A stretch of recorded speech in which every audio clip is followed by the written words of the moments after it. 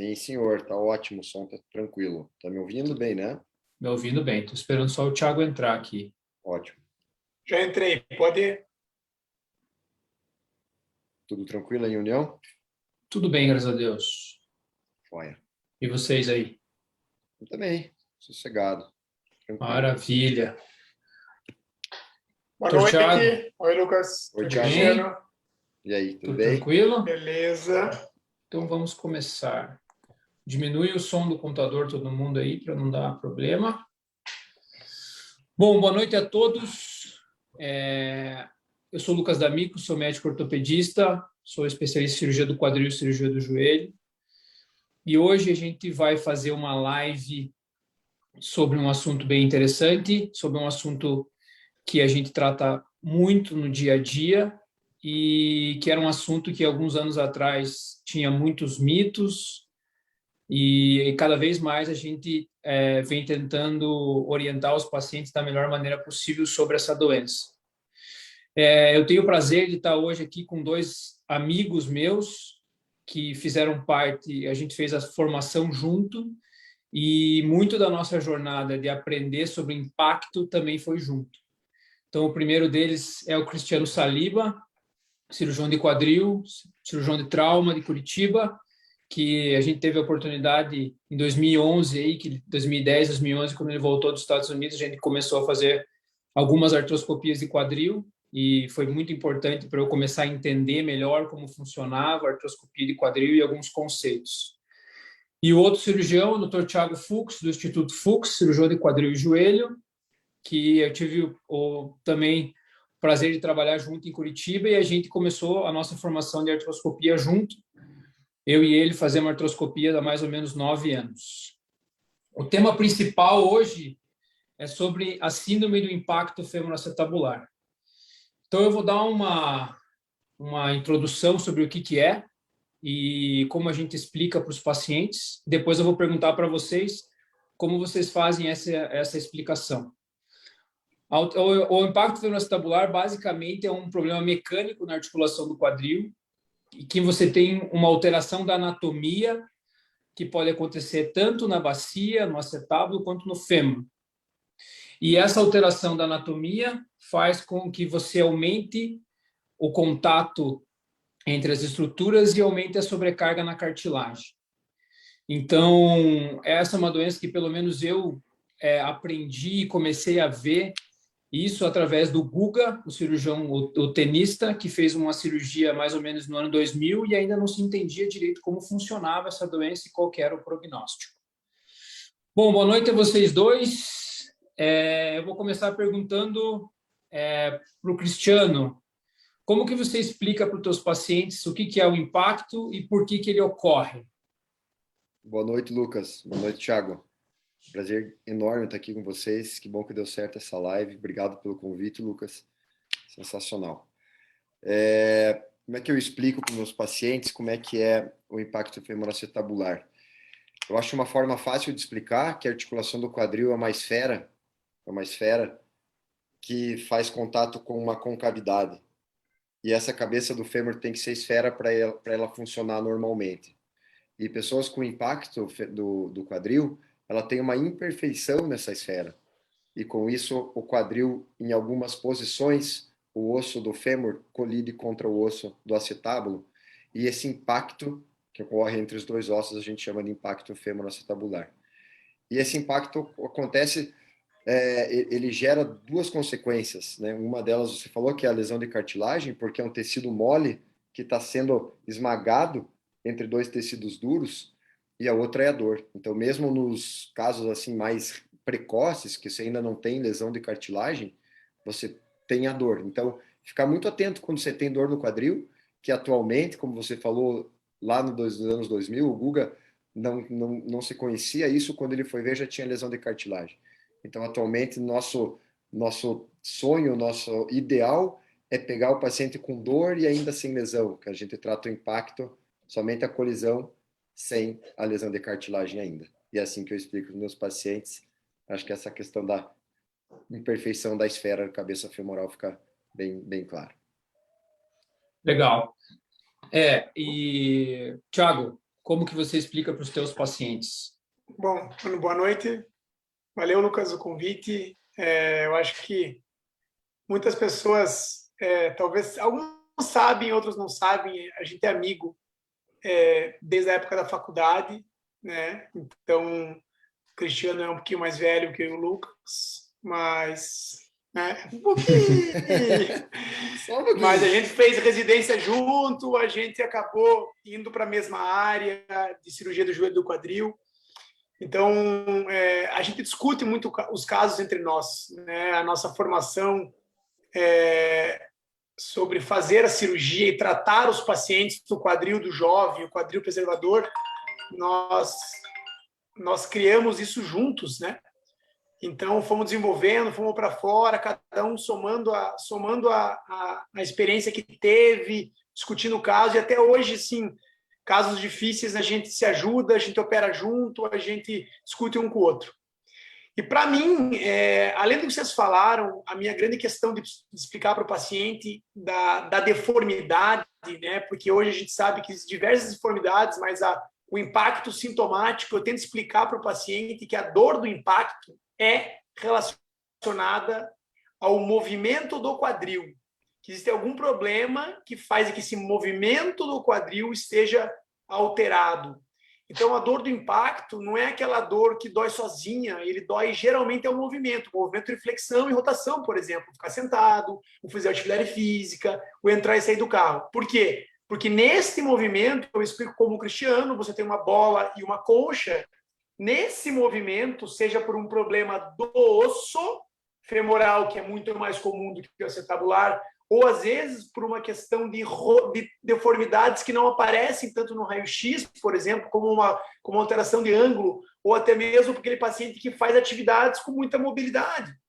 Esse paciente ele vai ter dor no quadril associada ao movimento do quadril, e o impacto que veio traduzido, né, na verdade, o impacto no português, na minha opinião, não é a palavra ideal para transmitir a doença, e sim o pinçamento, o impingement, que vem do inglês, né? O pinçamento em espanhol.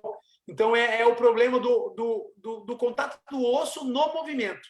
É um conflito, né? É o conflito é a melhor palavra. Conflito é a melhor palavra em português, muito melhor do que o impacto, porque as pessoas acham que simplesmente o correr causa impacto. Não. E cruzar a perna ou ficar sentado, muito tempo sentado, é muitas vezes pior do que o correr. Né? Isso.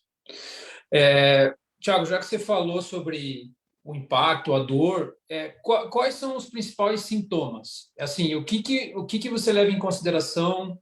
A dor é aonde? Quais são os sintomas e o que o paciente descreve para você assim, sobre impacto que você leva em consideração para pensar nesse diagnóstico antes de ter os exames? O paciente do impacto, ele é um paciente muito característico hoje para a gente no consultório. Geralmente é um paciente jovem, né? Quando eu falo jovem, aí geralmente são pacientes abaixo de 35 a 40 anos e cada vez mais pacientes mais jovens, pacientes com 18, 20, 25 anos, que têm dor, mas não é aquela dor incapacitante na maioria dos casos.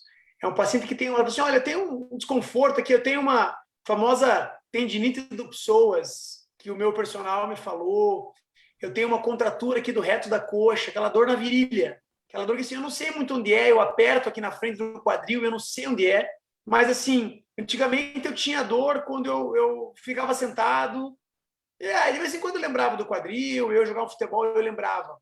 E agora começou a ficar mais frequente essa dor, já estou esquecendo desconforto faz 6 meses, um ano eu alongo e não melhora. Então, o paciente, geralmente, ele refere uma dor perto da virilha, uma dor meio profunda, às vezes difícil de explicar, uma dor mais na frente, e que não é uma dor incapacitante, ele consegue fazer o esporte, mas incomoda. Incomoda, ele lembra que o quadril existe. Então, esse é um sintoma inicial que eu acho fundamental que os pacientes... As articulações, elas não devem existir para a gente. Se você sente articulação, é porque algum sinal de alerta está acontecendo. Então, para mim, esse paciente jovem, praticante de alguma atividade ou que tem essa dor na virilha ou profunda relacionada a alguma posição, algum movimento, é um paciente de alta suspeição da síndrome do impacto femorovestibular.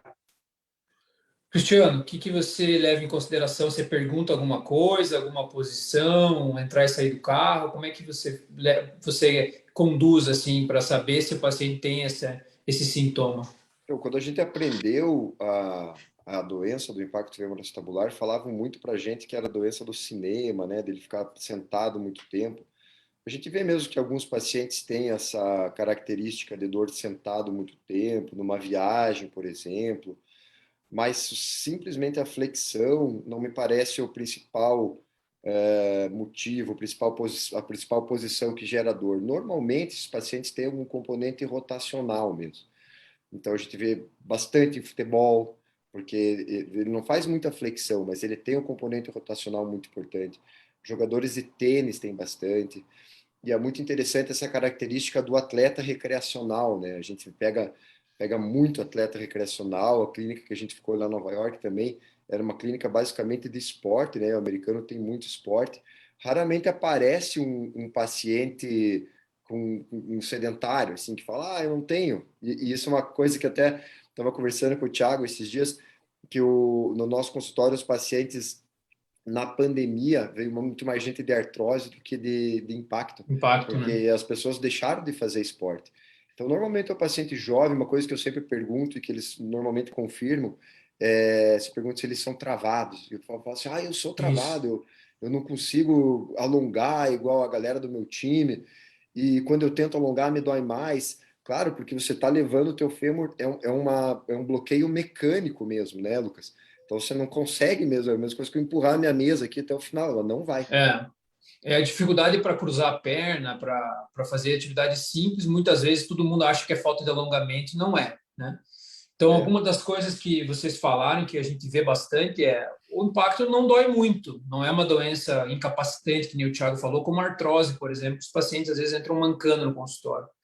Às vezes o paciente tem pouco sintoma, mas ela é uma doença que hoje que a gente sabe que ela destrói mais do que dói muitas vezes, né? Então, por isso que a gente orienta, e eu acho que é uma orientação em comum da gente, é que se você tiver, mesmo se tiver pouca dor, vale a pena a gente fazer uma avaliação e avaliar a parte biomecânica do quadril e ver a cartilagem, e a gente faz a avaliação com a ressonância magnética, né?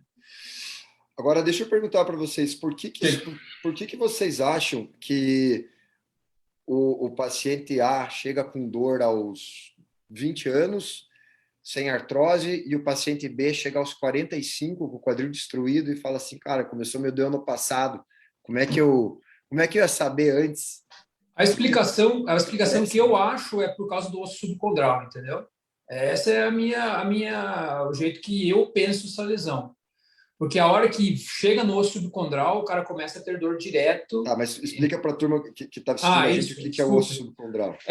A cartilagem é o tecido que absorve a carga. E embaixo da cartilagem você tem o osso. A cartilagem é como se fosse o colchão da articulação, né? Só que a cartilagem não tem nervo, né? Ela não é inervada. Então, até ela descascar inteira e chegar no osso com osso, os pacientes têm pouca dor. Então, a partir do momento que chega no osso mesmo, muitas vezes esses pacientes já não são mais pacientes passíveis de tratar o impacto. Esse é o grande problema, né? Que muitas vezes os pacientes procuram a gente quando ele tem mais dor, mas muitas vezes o fato de ele ter mais dor quer dizer que impede a gente de fazer um procedimento preservador do quadril, que é o que a gente vai conversar mais para frente. Tiago, o que você acha? Você sabe que eu gosto bastante de questões biomecânicas e de avaliação, e por questões de convívio. Aquela vez eu fui dar aquela aula em Lima sobre alterações secundárias do impacto. E, para mim, a deformidade isolada, como diversos estudos mostram, você sabe disso, nós não temos evidência hoje para, por exemplo, tratar uma deformidade isolada simplesmente sem sintoma. E a diferença, eu acho, do paciente que tem dor, precoce ou não, na minha opinião, está muito direcionada à capacidade de compensação daquela deformidade. Então, eu acho que, claro, que um paciente de alto rendimento, ele tem mais probabilidade pelo mecanismo do esporte dele de ter a lesão. Mas, por outro lado, os pacientes eles têm capacidades de adaptação e compensação daquilo, principalmente com a coluna lombar, com a articulação sacroiliaco-pubis muito grande. Tanto é, por exemplo, que a gente vê muito jogador de futebol com alterações enormes no quadril, com artroses grandes no quadril e, no máximo, eles têm sintomas de pubalgia e não sintomas de quadril. Então, eu acho que existe uma diferença muito grande entre o paciente que consegue compensar. E a minha opinião é que aquele paciente que chega com 20 anos com dor, ele é um paciente que tem um corpo que não consegue compensar o problema. E aquele paciente de 45, 47 anos que a gente recebe, doutor, eu vim fazer uma artroscopia de quadril, na verdade ele tem uma artrose grau 3, grau 4, ele não tinha dor nenhuma. Ele conseguiu compensar tanto durante a vida que a hora que o quadril chegou a doer é porque já falharam também os mecanismos compensatórios e agora a coluna dele já não mobiliza mais, o pubis já tem artrose, a sacroiliaca já tem artrose e aí agora o quadril falha. Então essa é a minha opinião principal sobre por que uns doem cedo e outros não. Isso é uma boa teoria, porque a gente vê muito essas lesões associadas nesses pacientes aí, sacroiliite, pubalgia e discopatia L5-S1 e eu tenho visto alguns pacientes, eu quero perguntar para vocês até, porque pacientes que fazem artrodese lombar L5-S1, só para o pessoal entender, a artrodese é uma cirurgia na coluna que deixa a coluna rígida. E se pega a S1, perto do sacro, pega a pelve junto, e eu tenho visto os pacientes fazer sintoma de impacto por deixar a pelve mais para frente. Não sei se vocês têm visto isso, mas eu tenho visto muito paciente pós artrodese lombar com esse tipo de sintoma. Tipo, parece que piora o sintoma do impacto depois de fazer uma artrodese lombar. Então, eu acredito que está no mecanismo junto com esse que você citou de compensação da sacroiliaca e da lombar no problema em geral, assim. Cada vez mais a gente vai entender o anel pélvico como uma unidade só, né? Então, a gente trata a sacroiliaca, coxo femoral e pubalgia, só que, na verdade, eles estão todos no mesmo nível, trabalhando os três ao mesmo tempo no anel. E dependendo, então a gente sabe, dependendo da inclinação da lombar, você pode ter mais ou menos impacto. Então, uma coisa que a gente tem conversado bastante é em relação a essa cirurgia de fusão dos componentes lombares, qual será que é a melhor posição para a gente não sobrecarregar o quadril, né? Então, não fazer com muita cifose, tentar dar um pouquinho mais de lordose, que depois a prótese também pode atrapalhar, mas nós vamos ter que achar esse balanço. Mas, assim, sinceramente, eu acho que muitas vezes os pacientes da artrodese lombar, eles são operados muito jovens. Eu acho que, às vezes, teria que dar uma compensada melhor em toda a parte biomecânica do que você pregar com 4 parafusos um paciente de 26, 28 anos. É raro aquele paciente que vai chegar com uma artrodese degenerativa mesmo, lá aos 65, 70 anos. Esse paciente a gente não conversa mais sobre impacto. Assim, nós três aqui, que a gente entende a doença do impacto e a cirurgia preservadora como uma doença que não é para tratar cartilagem, a gente sabe que não é. Quantos pacientes a gente conversa que tem mais de 50 anos? É raríssimo, raríssimo nós três aqui. Então, toda vez que a gente vê um caso de um paciente que operou artrodese lombar muito cedo ou impacto do quadril muito tarde, eu acho que tem coisa aí, eu acho que tem que acender uma luz amarela nesse aspecto. Joia, bem legal. Pode falar. Para mim, é muito característico essa questão da compensação e do paciente jovem com artrodese lombar. Paciente que tem impacto, falta de rotação no quadril com CAMI, eles têm 6 vezes mais risco de discopatia lombar baixa e eles têm 16% a mais de epifisiolise na adolescência. Então, a coluna lombar compensando aquela mobilidade, como a gente mesmo, o Cristiano mesmo falou. Esse exemplo é o mais fácil. Você tem uma deformidade no fêmur e quando você chega no ponto encosta, eu falo para os pacientes, olha, nós temos 2 opções, o movimento vai continuar, ou teu quadril vai quebrar ou sair fora, ou você vai fazer isso aqui. Você vai pegar a tua concha, a tua pelve, a tua lombar e você vai rodar. E quando você vê esses pacientes que têm as patologias muito tardias, eles têm a retificação da coluna lombar e a pelve jogada para trás. Isso aí é um sinal de que esse problema vem de muito tempo, seja com sintoma ou seja sem sintoma. É um dos critérios que a gente tem que avaliar, na minha opinião, sobre como tratar esses pacientes. Eu e o Cristiano, a gente operou ano passado um menino de 18 anos, bilateral, com uma artrodese lombar de 2 níveis, feita aos 17 anos. Então, 17 anos com uma artrodese lombar de 2 níveis. Ele falou, o meu quadril não acontecia nada. 6 meses depois da cirurgia, ele tinha dor nos 2 quadris e não conseguia voltar ao esporte. Eu tenho visto muito isso. Muito. Essa questão mulher, 40 anos e assim, fazendo exatamente. isso daí, sabe? E não doía o quadril antes. Isso é impressionante. Cristiano, quais são os tipos de impacto que existem? Como que você explica isso para os seus pacientes? Então, a gente vê que então, a articulação do quadril é feita por 2 ossos, né? Então, tem o osso da bacia, que a gente chama de acetábulo, e o osso do fêmur, que é a cabeça do fêmur. Então, você tem 2 tipos e o terceiro que é o combinado entre eles, né? Então, um deles, o osso do fêmur não é esférico, então essa esfera aqui não tem essa concavidade, então ele é mais reto, e aí ele vem e bate nos momentos de flexão e rotação. E a outra é quando o teu fêmur é normal, mas o teu quadril é mais projetado em direção ao fêmur. E esse é o tipo pincer. Então, o Kame, eu sei que tem bastante gente que está vendo aqui a live e está vendo justamente porque se interessa pelo assunto e já estudou, né? Então, o Kame, quando é o fêmur que não tem esfericidade, e o pincer é em relação a esse pinçamento do acetábulo. E aí, o terceiro tipo é o misto, né? Então, esses são os clássicos, né, Lucas? Isso. Depois tem os da espinha, da ilíaca, tudo, mas esse aí acho que é mais para os médicos mesmo que acompanham. Então, basicamente, ou o problema está no fêmur, ou o problema está na bacia, ou o problema está nos 2 lugares. É basicamente isso. E o mais comum é estar nos 2 lugares, na verdade, né? Tiago, como é que você... aproveitar aqui, Pode falar. Aproveitar que tem algumas pessoas participando, ó. Então, eu quero mandar aqui, ó, Lucas, o paciente seu aqui, ó, o Robson, dizendo que tinha dor até na região medial, nos testículos, tem homens que têm dor, e que operou os 2 lados com o Lucas, e o Lucas está extremamente satisfeito e recomenda. Aí, ó, esses feedbacks são muito legais. Existem dores atípicas do impacto. Tá? Tem uma outra pessoa que explicou que toda região hipomóvel no corpo gera uma região hipermóvel para compensar. Concordamos, com certeza. Né? Existe a Fernanda perguntou se, Lucas, paciente com dor pubiana, sem limitação da mobilidade articular, adianta fortalecer o psoas? Paciente com dor no pubis, sem limitação. Adianta fortalecer o psoas, mas tem que fortalecer a musculatura adutora também, né?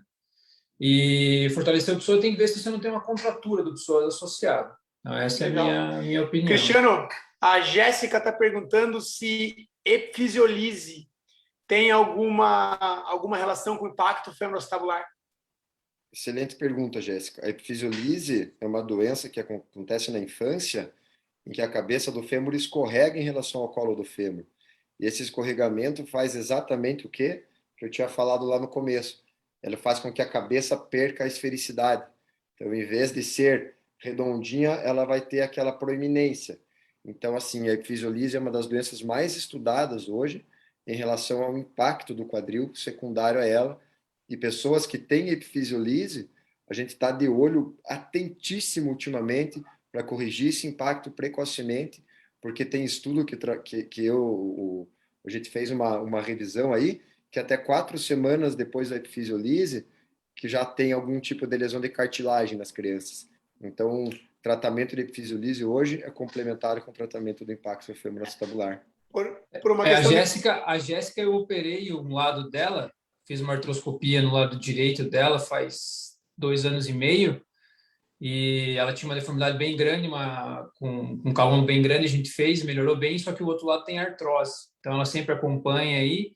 O outro lado é para a gente fazer uma prótese, ela tem 30 anos, e agora eu falei com ela hoje, ela falou que perdeu peso, está melhor, então a gente está tentando levar essa prótese para mais para frente. Mas ela acompanha bastante a gente aí também. Ótimo. É super importante, por sinal, por exemplo, amanhã nós vamos operar uma paciente de 11 anos para fixar uma epifisiolise que de um lado não desviou e do outro lado desviou, mas já programando uma possível artroscopia com 2 meses para tentar evitar a deformidade, né? Um abraço aqui para o doutor Armando Secundino, grande cirurgião de Armandinho. cotovelo, amigo Grande nosso. mestre. Grande Mandou mestre. Abraço, Armando. Um abraço aqui para a gente. Certo? Vamos continuar então, Lucas? Vamos lá. Quando chega um paciente que vocês suspeitam de impacto, que exames que vocês pedem? De rotina, casos simples, como que vocês conduzem? Os dois. Eu acho fundamental que a história do paciente bata com o exame físico, que a gente sabe que hoje, para nós, é a grande diferença do que nós vamos fazer, e que essa história, esse exame físico, bata com os exames de imagem que a gente tem que avaliar procurando a deformidade. Então, eu, de rotina, eu faço radiografias que me dão uma avaliação da parte acetabular, da parte femoral, do espaço articular, das deformidades, e na maioria dos casos, para não dizer 100%, mas praticamente 100%, faço uma ressonância do quadril com dor, se é dos dois quadris. Em casos com alterações de mobilidade maiores ou alguma outra suspeita, eu uso uma tomografia para avaliar alguns ângulos que nós não conseguimos medir nas radiografias e na ressonância, né? E quando tem diagnósticos diferenciais, aí a gente vai partir para os exames de outras coisas também para auxiliar no diagnóstico, às vezes não quadril, em dores atípicas principalmente. E quais outras coisas que você mais vê que confunde o diagnóstico? Assim? Toda vez que eu tenho dores posteriores na região do glúteo, dor no quadril, na coluna, sacroiliaca, dores posteriores, eu sempre faço uma ressonância da coluna lombar, sempre. Toda vez que eu tenho dores anteriores perto do pubis, eu sempre faço uma ecografia da região inguinal dinâmica na busca de hérnia inguinal, que são dois diagnósticos diferenciais muito frequentes em cada perfil do paciente, claro. Cristiano. Boa. Então, antes de responder, mandar aqui um abraço para a Tati e para a Flávia, que mandaram mensagem aqui. Pacientes que eu tenho muito apreço por elas e sempre é muito legal saber delas. E o doutor André Weinstein também, que entrou agora. Andrezão, um abraço, Dedé. Bom, o exame que eu mais peço é o exame físico. Deita o paciente... E roda. A gente sabe, né? A gente sabe examina as pessoas. Isso, examina, né? Então, eu acho que, meu Deus, a gente discute com certeza mais exame físico do que exame de imagem, né? Entre nós aqui. Então, a gente leva muito em consideração o exame físico e a gente vai atrás dessa correlação do exame físico com o exame complementar. Então, essa história de você pode ver meu raio-x, você pode ver minha ressonância, até posso, mas não vou conseguir te ajudar, porque eu preciso te pôr na cama, preciso na maca, preciso rodar o quadril. E tirando essa parte mais filosófica e prática, eu sei que tua pergunta não foi essa, tua pergunta foi de exame complementar, mas só para deixar a mensagem. Então, raio-x é fundamental, eu acho que são 3 incidências que a gente usa hoje, e são incidências especiais para impacto. Eu lembro em 2010, quando a gente começou a fazer, a gente teve que ensinar os serviços de radiologia, pegava o técnico, levava o paciente lá até a sala de raio-x, posicionava e fazia. Então, esses exames são, para o pessoal entender por que eles são importantes. Porque o raio-x tradicional de quadril, ele não mostra a área mais comum do impacto. E a gente tem que fazer algumas rotações para que essa área apareça certinho. Então, o raio-x é fundamental. Eu peço ressonância não para ver o impacto, mas para ver as lesões que advêm depois do impacto, principalmente lesão de lábio, acetabular, e condição de cartilagem. Eu acho que tomo também a gente pede cada vez mais, como o Thiago falou, a gente tem um protocolo e que a gente mede vários ângulos, várias medidas que atualmente são objetivas. Eu acho que a medicina está cada vez mais objetiva do ponto de vista de você tem um quadril retrovertido, tudo bem, mas quanto? 0 graus, 5 graus, 10 graus. Hoje a gente tem como medir isso, dimensionar o tamanho da deformidade, então a tomografia em casos selecionados também eu peço. Esses 3. Legal. É importante das pessoas entenderem que tem muita gente que acha que é só uma ressonância já mostra tudo, por ser o exame mais evoluído. E as 3 coisas que foi colocado é o mais importante. Você tem que ter uma radiografia boa, bem feita na posição para ver a deformidade. Número 1. Número 2, a ressonância é um exame que não vê o impacto, mas as lesões associadas ao impacto, cartilagem em labrum e tem que examinar o paciente. Por isso que a gente muitas vezes não consegue dar opinião sobre alguns casos baseado só num exame. A gente tem que sentir que se o paciente tem as alterações do impacto e se a dor vem realmente de alterações do impacto femoroacetabular. Eu acho que isso é o mais importante. Os meus pacientes, eles já escutam, vários que já operaram, alguns que estão aí vendo a live sabem. Eu falo, olha, primeiro, eu não trato nem quadril, eu trato pessoas. Pessoas que têm um quadril, né? E a gente trata muitas vezes na síndrome do impacto femoroacetabular uma pessoa que tem um quadril que tem uma deformidade. Então, o começo é uma história, um exame físico e uma deformidade no raio-x. A ressonância ela mostra a consequência do problema. Isso, não é a causa. Tem lesão labral? tem, mas 95, 98% das lesões labrais são secundárias a um problema ósseo, não só o impacto, mas existe uma deformidade óssea. Então, a minha opinião é que o raio-x, o exame físico e a história são infinitamente mais importantes do impacto do que a ressonância. Se é importante, claro que ela é importante, mas ela não é tão importante quanto a avaliação clínica e o raio-x. Legal. Quais tipos de tratamento que tem para um paciente de impacto hoje, na opinião de vocês? Então, um paciente de 20 a 40 anos, dor no quadril, alterações de impacto, sem lesão condral grave. Como vocês tratam? Quais pacientes vocês operam e quais vocês não operam? Eu vou falar um pouquinho, então. Antes de começar essa live, agora à tarde, eu estava discutindo com o Cristiano sobre atualizações, né? Atualizações dos resultados, atualizações científicas sobre tratamento conservador, cirúrgico e diversas coisas que a gente tem hoje, evidências de literatura que mostram algumas coisas, tem as nossas evidências pessoais que nos mostram algumas coisas, nós temos aí 10 anos aí fazendo esses tratamentos, então nós temos nossas opiniões pessoais, né? E existe um trabalho muito bem feito, que a evidência da literatura ela pode te levar para o lado que você quiser, na verdade. Existe um trabalho muito bem feito mostrando e comparando o tratamento, a artroscopia do quadril para o tratamento do impacto femoroacetabular com o melhor tratamento possível não cirúrgico. O tratamento conservador, que envolve diversas coisas. Envolve condições de hábito de vida, trabalho de fortalecimento muscular, mudança do gesto esportivo e várias coisas. E hoje é claro que ambos melhoram. O paciente ele pode melhorar com a cirurgia e sem a cirurgia. Mas que a longo prazo, por mais de um ano, o tratamento cirúrgico ele é melhor em resultados funcionais e de dor, e que a progressão e a evolução dos sintomas e do desgaste com a correção da deformidade ela é melhor do que o tratamento conservador. Então, hoje, para mim, é muito claro que o paciente jovem, quando a gente fala jovem, é menos de 40 anos, talvez nós vamos descer esse número aí para 35 logo, não sei. Vamos subindo, nós estamos ficando mais velhos. E não tem artrose. Eu acho que a idade está muito relacionada à lesão de cartilagem. Que tenha sintomas com deformidade óssea, para mim, o tratamento desse paciente, ele é cirúrgico. Tá? Existe indicação para fisioterapia? Tratamento não cirúrgico? Olha, acho que até existe. Em pacientes que têm mobilidade lombar, que se ele não tiver mobilidade lombar, na minha opinião, não tem o que fazer no tratamento cirúrgico.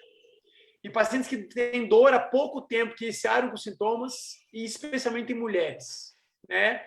Dores típicas, deformidades ósseas características, sintoma característico, lesões alteradas nos exames de imagem, e não tendo artrose, para mim, realmente, e muita gente já ouviu falar isso, o tratamento é cirúrgico. Cristiano.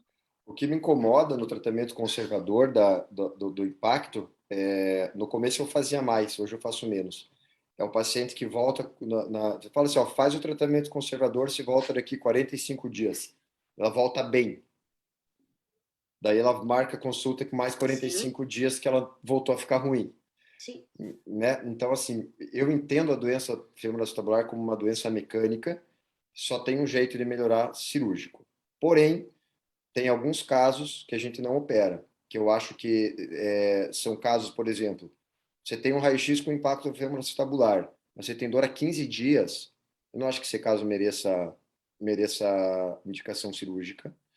Sintomas atípicos, a gente vai com bastante calma. Então, por mais que você tenha uma deformidade enorme no quadril, mas tua dor é lateral, vamos esperar um pouquinho, vamos ver se a gente não dá uma compensada em glúteo, tira a inflamação peritrocantérica. E o outro paciente que é o paciente hipermóvel, né? O paciente mais displásico. Então, tem paciente com impacto e displasia juntos, pacientes normalmente bailarinas, assim, esse paciente a gente tem que ir com bastante calma também. Mas o paciente que chega ali com 3 meses de dor, tentou fazer uma fisio, esse paciente já fez fisio várias vezes, é o cara que não aceita adaptação da atividade. Então, assim, você vai falar, como a gente conversou antes, são pacientes ativos. Você fala, ó, eu acho que se você ficar no teu escritório pro resto da tua vida, você pode ser que você melhore. O cara ri na tua cara, ele fala, não, mas eu não quero isso. Então, esse cara eu acho que tem que operar, entendeu? Lucas, quando o paciente tem pergunta, vamos mudar, já está muito moderador, eu vou perguntar para você um pouquinho. Querendo saber isso. faz também. Doutor, por que eu tenho que operar? Por quê? Tudo bem, eu já vi que você me mostrou minha deformidade, mas eu tenho uma dor aqui, tá bom, me incomoda, mas eu estou jogando futebol 3 vezes por semana. Tal. Por que eu tenho que operar? O jeito que eu gosto de falar para os pacientes é que a cirurgia, como você mesmo falou, é a maneira mais previsível de melhorar a dor, e a cirurgia é a maneira mais previsível de melhorar o prognóstico dessa articulação. Então, essa é a minha opinião. Tem que operar, porque eu gosto muito de um conceito do Bird, que ele fala que o Bird, para quem não sabe, talvez foi o precursor da artroscopia de quadril. E ele fala que o impacto tipo CAMI é o silent killer do quadril. Ele é o matador silencioso. Vai doendo pouco, vai doendo pouco, vai doendo pouco, e quando a gente vê, gastou toda a cartilagem e o paciente tem muita alteração. Então, para mim, é assim que eu racionalizo. Eu acho que a cirurgia é a melhor maneira de melhorar a parte biomecânica do paciente e, em segundo lugar, de melhorar o prognóstico dessa articulação. Essa é a minha opinião. Cristiano, o paciente chega para você, mesma coisa, tem a deformidade, ele tem uma alteração no acetábulo, alteração no fêmur, e fala, doutor, tem que corrigir tudo, o que é mais importante? Você tem que corrigir meu pincer, você tem que corrigir meu CAMI, ou como o Lucas falou, quem que é o grande vilão da história? O que a gente sabe hoje sobre isso aí? O que você explica para o teu paciente? Olha, a cirurgia tem que melhorar isso em você, por quê? O que eu acho que uma palavra legal que os pacientes sempre entendem é o raspar, né? A gente vai raspar um pouco de osso, a gente vai fazer uma plástica no teu osso para remodelar e fazer essa esfera. Então, já que eu estou falando nesse sentido de esfera, a gente entende hoje que o mais importante é você ter uma boa correção femoral. Quanto mais osso a gente tira do fêmur, mas não pode fraturar o fêmur? Pode, também tem que saber direitinho quanto tem que tirar. Não pode fazer a fraqueza do colo do fêmur. Mas a hora que você ganha aquela rampa, você ganha aquela curva no fêmur, normalmente os pacientes melhoram. Na bacia, como que a gente raspa? A gente raspa um pouco, tem que cuidar muito para o pessoal que está nos assistindo entenderem. A parte da bacia ela é muito importante para a estabilidade do quadril. Então, se você vai tirando aqui, ó, você vai tirando o osso, vai tirando o osso, vai tirando o osso, você vai descobrindo a cabeça do fêmur e você pode gerar uma instabilidade. E isso é um sinal de mau prognóstico. Então, na nossa cirurgia, tecnicamente, a gente trabalha bastante no fêmur, o menos possível na bacia, e as nossas suturas, para suturar o labro, elas vão na bacia. Então, eu tenho jeito também sempre dar uma raspadinha para que venha um sangramento e esse sangramento possa melhorar a nossa cicatrização ali da sutura. Eu Joia. gosto bastante de mostrar dois pontos para o paciente. O primeiro ponto é o seguinte: por que você veio aqui no meu consultório? Porque o teu quadril dói. Senão você não estaria aqui. O paciente ele não vem se ele não tem nenhum sintoma, certo? Então, a minha opinião, o tratamento do impacto femoroacetabular, e especificamente hoje, cada vez mais, a artroscopia do quadril para isso, ela tem 2 objetivos muito claros, tanto para o presente quanto para o futuro, né? A gente sabe que a artroscopia do quadril ela tem estatisticamente uma melhora muito grande dos sintomas atuais do paciente, principalmente nos pacientes que não têm lesão grande de cartilagem. E a gente sabe também que, comparando com outras opções, essa é a melhor forma. E a gente sabe também que o tratamento do CAMI, o tratamento do fêmur, é um grande fator, vamos dizer assim, que diminui o risco de artrose para frente. O CAMI grande, sintomático, está associado ao desenvolvimento da lesão de cartilagem e ao desgaste. Então, a retirada deste fator, ela diminui o risco da lesão de cartilagem e potencialmente diminui o risco de artrose. O fator mais importante nisso, que eu falo para todos os pacientes, é o seguinte: não é o CAMI em si, porque tem pessoas que têm CAMI gigante e não têm artrose, sim a condição de cartilagem. Então, você faz uma cirurgia por causa dos teus sintomas e que a cirurgia também tem um papel pensando em preservação no futuro, principalmente por questões da correção femoral. Então, isso é super importante. Então, objetiva muito a correção femoral na cirurgia. Legal. Então, Cristiano, sobre cirurgia, você é um cara que você foi o primeiro a ir para os Estados Unidos e eu escutava muito que a artroscopia de quadril era algo quase impossível de fazer quando a gente começou, né? Era muito difícil e tal, mas também existe a cirurgia aberta, né? Como que você explica para o teu paciente a cirurgia? O Cristiano acho que saiu. Sim, a gente tem que convidar ele de volta de volta aqui pro Vou chamar ele aqui. Quer que eu responda inicialmente? Pode. Eu quero que você responda para o paciente como que você explica o que é artroscopia e o que é cirurgia aberta. Me explica isso daí. Vocês conseguem me ouvir? Sim, estamos ouvindo você. Eu perguntei para o Thiago, mas depois você responde. Você caiu um pouquinho aí. Porque eu caí, né? Mas tá tranquilo. Então, para explicar para vocês, bom, a gente começou numa curva de aprendizado da artroscopia do quadril, onde todo mundo falava para a gente que era a cirurgia mais difícil do mundo e que era uma coisa difícil de ser feita, né? Na verdade, a gente resolveu ir atrás, né, de como otimizar e melhorar isso. Claro que no começo não era uma cirurgia como ela é hoje, com 10 anos depois. Mas eu explico para os pacientes que a artroscopia do quadril é um método de fazer uma cirurgia, né? A artroscopia, como diz, a artroscopia de joelho, artroscopia de ombro, artroscopia de punho, de tornozelo, onde a gente tem que fazer o que pela cirurgia? A gente tem que corrigir o problema do paciente, que é a deformidade óssea, corrigir as alterações secundárias, que são as lesões labrais de cartilagem, da maneira menos invasiva possível, que hoje nós conseguimos, na grande maioria dos casos, corrigir por artroscopia do quadril, com 2, 3, às vezes 4 pequenas incisões da pele de 1 centímetro, 1,5 centímetros. O mais importante dessa história é corrigir a deformidade, conseguir corrigir. Independente se é aberto ou por vídeo. Independente se é aberto por artroscopia. A definição do prognóstico do paciente, se ele vai ficar bom, se ele vai melhorar a qualidade de vida, é tratar o problema. Então, você tem que fazer da maneira menos invasiva possível, porém que consiga tratar o problema. Então, nós começamos com cirurgias por exemplo, eu e você, que já fazíamos artroscopia de joelho, que ajudou muito a nossa curva de aprendizado, cirurgias de 2 a 3 horas.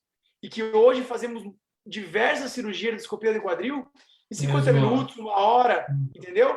E isso foi evoluindo por diversas coisas, né? Material, conhecimento, experiência, cursos. Então, são várias coisas que mudaram essa reprodutibilidade da cirurgia, né? Cristiano, conte pra gente como foi o começo também, que a gente sabe que foi difícil para todos nós, né? Então, quando a gente começou a fazer, eu lembro que até antes de ir lá para Nova York, eu fui fazer um curso de joelho no HC? Instituto do Segon ali. E isso foi muito legal, porque eu me lembro até hoje, assim, que coisas que a gente lembra, né, da vida. Eu sentei assim na primeira aula, eu falei, cara, mas eu faço quadril, que eu tô fazendo aqui, né? Mas daí o professor falou assim, quero que vocês entendam que a artroscopia não é uma cirurgia. A artroscopia é uma via de acesso.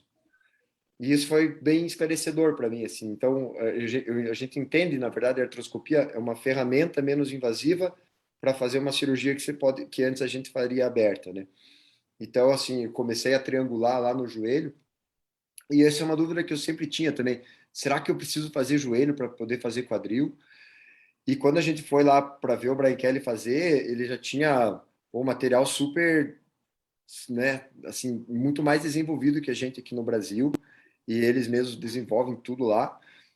E o que foi legal é que eles tinham um laboratório na clínica. Então, toda semana a gente ia lá, quarta-feira, e brincava um pouco, brincava um pouco, brincava um pouco. É uma curva de aprendizado bastante dolorida. Explica para os pacientes que eu brincava um pouco, era no cadáver. Brincava um pouco. Nos simuladores sintéticos no cadáver. Brincava um pouco com as câmeras, né? Mas era um cadáver, exatamente. Não era um laboratório Mexia mesmo. um pouco. Não mexia nos pacientes, só no cadáver. E depois também tem os cursos, né? Até para outros médicos que estão nessa linha. Existem outros cursos em Chicago, da Academia Americana, que lá também você tem um professor do teu lado. Mas foi muito doído, né, Thiago Lucas? Porque, na verdade, pouquíssimas pessoas faziam quando a gente começou, nenhum do nosso serviço, né? Ninguém fazia, então a gente basicamente aprendeu sozinho. Mas eu acho que a artroscopia é uma excelente ferramenta. Hoje a gente vê como é gratificante ver os pacientes recuperando tão bem, tão rápido, né, de uma cirurgia que antigamente era um acesso de 25 centímetros. Classicamente, o impacto antes era tratado como uma cirurgia, que nem o Cristiano falou, um acesso de 20, 25 centímetros, um corte às vezes maior que para fazer uma prótese. Tinha que cortar um pedaço do osso, serrar um pedaço do osso para entrar na articulação do quadril. E hoje, basicamente, a gente faz isso com 3 ou 4 furos de 1 centímetro. O que eu explico para os pacientes que a artroscopia, que nem você falou, uma via de acesso, a gente coloca uma câmera dentro do quadril, essa câmera está ligada numa televisão, e com essa televisão eu tenho uma imagem lá dentro que eu consigo fazer a raspagem do osso e tratar as lesões associadas. Então, isso é importante de entender. Existe quem faz cirurgia aberta a cirurgia aberta de impacto, mas a nossa preferência aqui, eu posso falar por vocês, é por fazer tratamento por artroscopia.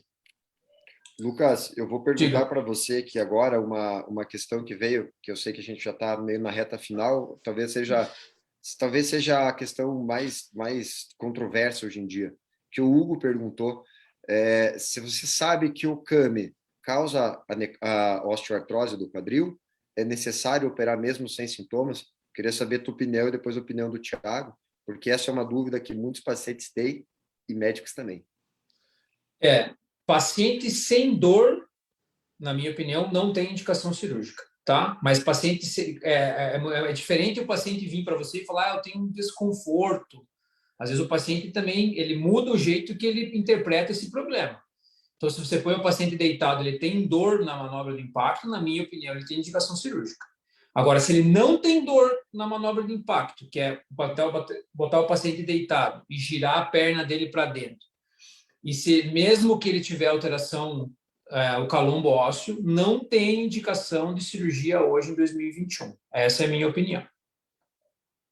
Eu gosto bastante dessa conversa com o paciente, porque dor, para alguns, eu tenho dor quando eu vou na academia todo dia no músculo. Isso. Então, a minha opinião, o quadril assintomático é o quadril que não existe. Tá? Então, eu sempre examino os pacientes dos dois quadris, como vocês. Existe um paciente que tem dor no quadril apenas a alguns movimentos. Existe um paciente que tem dor no quadril por exame físico. E tem pacientes que têm dor durante o dia a dia e não tem no exame físico. Então, acho que a decisão é assim, o quadril que não existe para o paciente, na minha opinião, ele não deve ser mexido. Tá? Eu tenho uma discussão com alguns pacientes quando vai operar um lado, se vale a pena operar o outro lado ou não. Sempre examino bem, peço para o paciente avaliar bem durante o dia a dia. A única evidência da literatura que tem sobre isso é que o quadril que tem indicação de prótese de um lado, se ele tiver um CAME do outro lado, ele tem evidência científica para ser operado, mesmo sem sintoma. Mas, geralmente, são pacientes mais velhos que têm desgaste, então a gente já discute um pouco isso. Mas eu, quando tenho um sintoma muito característico, um quadril alterado de um lado, do outro lado tem a deformidade e ele não tem dor, ele não refere a dor, eu às vezes até peço, olha, avalie você durante os seus dias, dê uma pensada nesse assunto, eu examino o paciente de volta, porque hoje a gente sabe que o paciente que opera um lado e tem alteração morfológica no outro, ele tem mais de 50% de chance de ele ter que operar o outro lado. Em 2 Então, anos. assim, em 2 anos, exatamente. Em 2 anos só. Então, é assim, ele opera, daí ele reabilita, em 5, 6 meses ele volta a jogar futebol, e daqui 3 meses ele tem dor no outro. E aí ele tem que operar, e ele perde mais 5, 6 meses. Então, e a reabilitação da cirurgia bilateral e da unilateral hoje é praticamente igual. O tempo de recuperação, ele o mesmo. Então, eu hoje examino bastante aquele quadril contralateral, pergunto bastante para o paciente se ele não tem dor, porque acho que é altíssimo o risco de operar o outro lado. Cristiano, acho que travou ali. Travou no Instagram. Vou tentar chamar ele de novo aqui.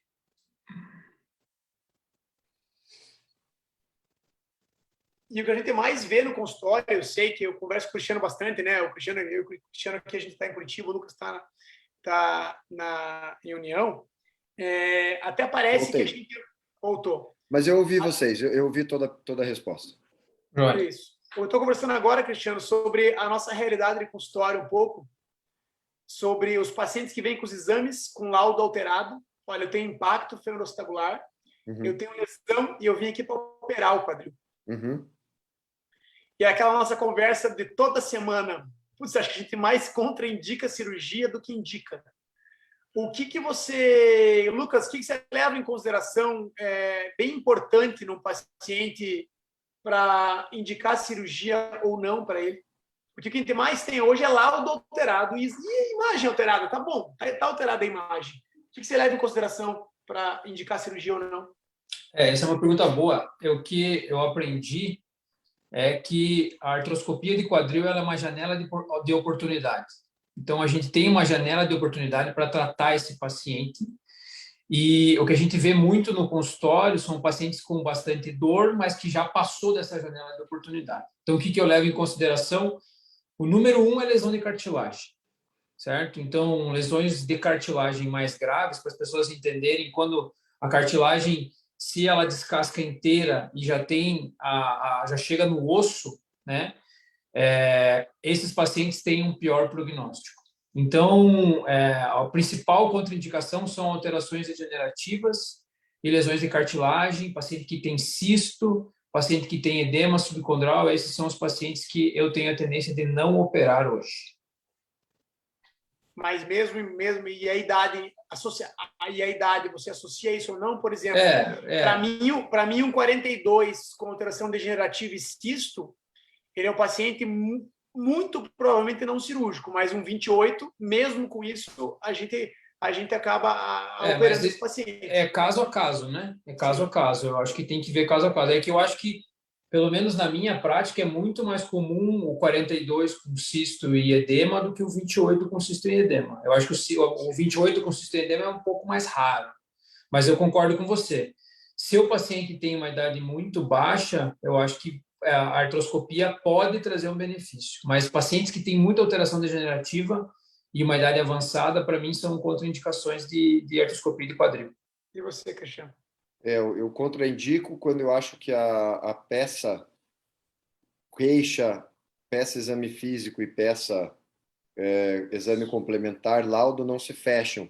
Isso. Então, assim, eu tenho uma dor glútea, dor lombar, enfim, e tenho impacto. Então, aí, acho que a gente tem que ver melhor, não indico, e muitas vezes a gente vê mesmo paciente de 55, 60 anos, o cara chega assim, eu não quero a prótese, faça uma artroscopia.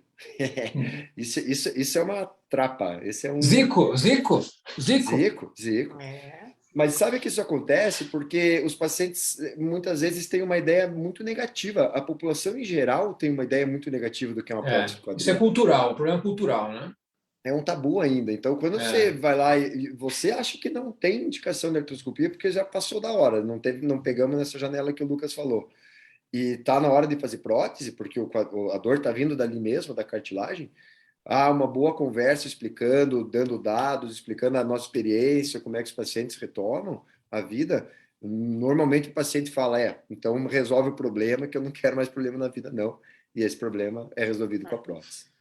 Eu quero perguntar para vocês dois, só para fechar, Tiago, pode falar, que temos 4 minutos. Muita preocupação eu tenho com o paciente que chega para a gente para fazer uma artroscopia.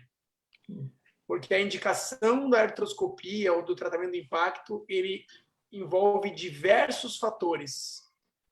A mesma imagem pode ser conservadora, artroscopia, prótese, infiltração ou outro problema que não tem nada a ver com o quadril. O mesmo paciente pode ter diversos desfechos com a mesma alteração de imagem. Então, eu falo isso sempre e assim, olha, eu quero fazer artroscopia, então tá bom. Então, você procura alguém que faça uma artroscopia para você, porque eu acho que o teu tratamento não é uma artroscopia. Então, isso é super importante. Só para perguntar para vocês, eu, desde 2012 que eu faço artroscopia, eu uso 3 semanas de muleta. Vocês fazem menos que isso? E você muda de acordo com algum paciente ou não? Eu uso 2, normalmente no máximo 2. Eu indico 2, mas tem paciente que larga a muleta antes, tem paciente que prefere não tem problema. Para você não tem problema de largar a muleta antes. Quer dizer que ele tá conseguindo pisar, é isso? Eu não, vamos chamar assim, vamos falar na linguagem leiga, eu não acho que pisar com carga completa estraga a cirurgia. Tá. Eu acho que se ele está com bom controle muscular e sem dor para pisar em 3, 4 dias, ele pode. Sem nenhuma muleta? Sim. Tá. Eu oriento os pacientes que, na média, são 2 semanas de muleta, tanto operando um lado quanto operando o outro, mas quando eu consigo pôr os pacientes com o fisioterapeuta, que eu tenho mais relação próxima, a minha opinião é: você andou com controle muscular, pode pisar à vontade sem muleta e pode dirigir. Então, na prática, eu vejo que mulheres acima de 35 anos, elas demoram mais, e homens mais jovens demoram menos. O paciente andou com a musculatura ativada, boa, sem mancar, pode andar sem muleta, não vejo nenhum problema, tanto operando unilateral quanto operando bilateral. E retorno à atividade esportiva, como é que vocês fazem? Academia com 2 meses e meio, depois que tiver forte o suficiente, em média 5 meses para ir sem limitações, sem impacto, podendo chegar a 6. Tá. Futebol, e você restringe a academia, leg press, agachamento, como é que você faz? Depois de 3 meses eu não faço restrição nenhuma. Nenhuma, zero? Nenhuma. Tiago? Eu, bicicleta na primeira semana, bicicleta ergométrica da primeira semana. Se o paciente gostar, eu libero natação com 6 semanas. Academia, 90 dias, 3 meses. Tá? Por 90 dias, eu acho que mais do que me preocupar com o que ele vai fazer, eu restringo flexão acima de 90, principalmente, como até perguntou a paciente aqui, lesão labral.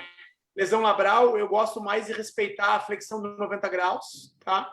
E após 3 meses, eu libero a amplitude progressiva conforme o tolerado, e eu só libero impacto com 5 meses. Talvez eu seja um pouco mais cauteloso com a questão do impacto, mas eu acho que a parte óssea tem um tempo mais curto, mas a parte biomecânica eu acho bem importante. Então, eu gosto de 5 meses, praticamente libero tudo. Eu libero com 6, faço bem parecido com o que você falou, natação e musculação, mas eu tenho restringido um pouco o leg press até pelo menos uns 5 meses, assim, para evitar a hiperflexão. Bom, mais alguma coisa que vocês querem falar? Pós-operatório? Mais alguma dúvida? O que o paciente pode esperar? Quantos por cento vocês falam que melhora a dor? Como é que funciona isso? Antes que caia a nossa live aqui. Eu quero fazer um comentário só do paciente do Cristiano. Esse cara é um paciente extremamente dedicado, o Gabriel, e eu não conheço ele, mas eu sei que ele voltou a surfar com 100 dias de cirurgia. E ele postou isso agora, e eu sei que isso é verdade, tá? A gente espera um resultado precoce, a gente espera que os pacientes tenham... Eu falo que a nota média da discopeira e quadril de 0 a 100, a nota média é 8,8 a 90. Não é 100% sem dor. Então, o paciente melhora muito o sintoma e a taxa de retorno esportiva, na minha opinião, é acima de 95%. Mas o alívio não é cura a ausência de sintomas, sim muita melhora. Beleza.